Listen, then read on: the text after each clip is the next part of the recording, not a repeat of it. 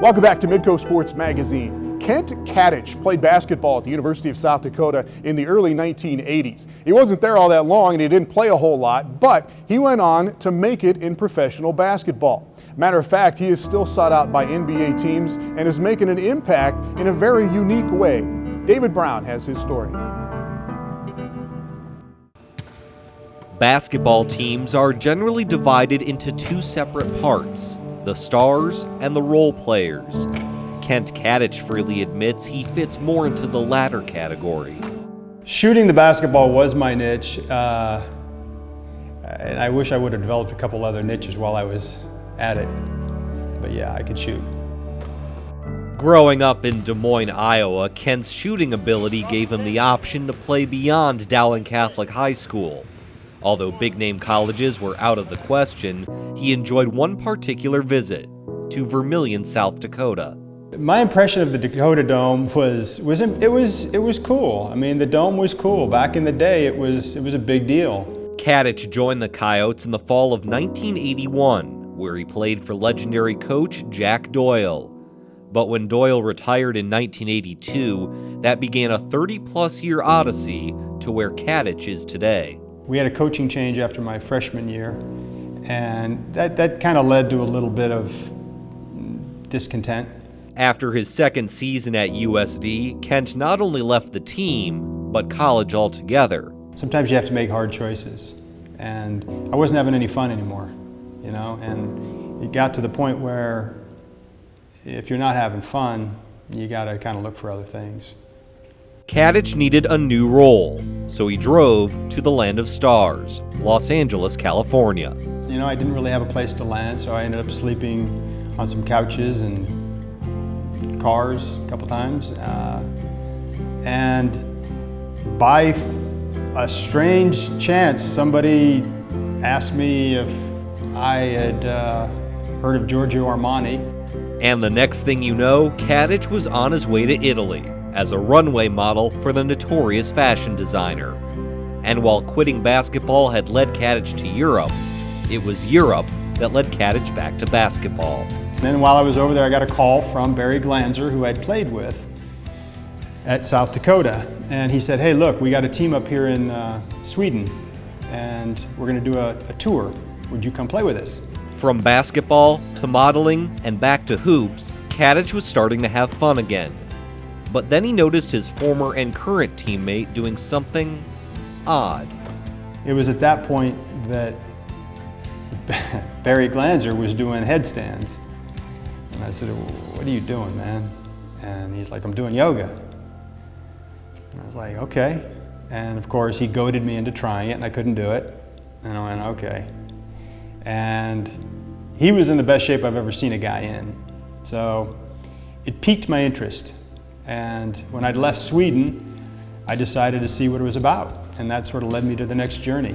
Katich moved back to Los Angeles and started working on yoga with an old high school teammate still playing in the NBA, Bobby Hansen of the Chicago Bulls. That eventually led to meeting other players, coaches, and agents, where word of his teaching spread. And I found the benefits for myself, and I couldn't understand why this wasn't happening in all sports.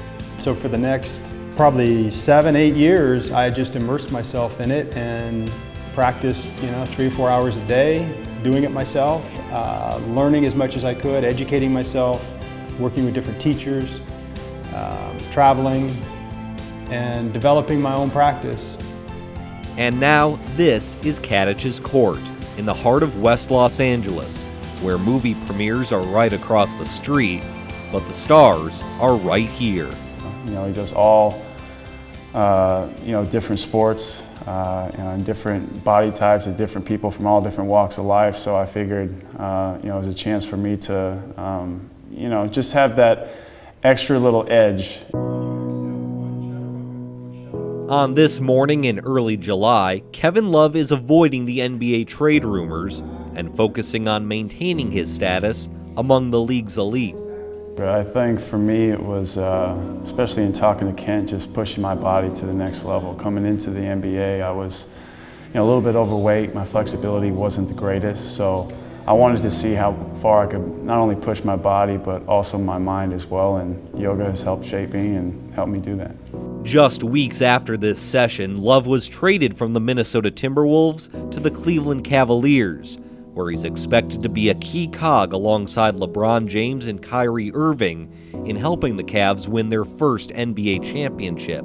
I think of the responsibility I have to help them maximize what they're trying to do. You know, for them to spend their time to come in here and to trust me, I take that really serious.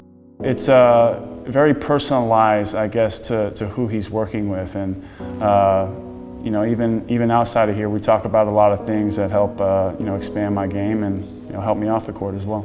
Word-of-mouth advertising has landed other big names for Katich, including Dirk Nowitzki of the Dallas Mavericks, Andre Iguodala of the Golden State Warriors, and Blake Griffin of the Los Angeles Clippers. Simply put, Katich is known around NBA circles as the yoga guy. I just think it's that he knows the client. He knows what my body is capable of. He knows, always asks me what workouts I've done throughout the day, so he knows how to push it. Katich is still the role player he always was, only this time his role isn't to complement the stars, it's to help them.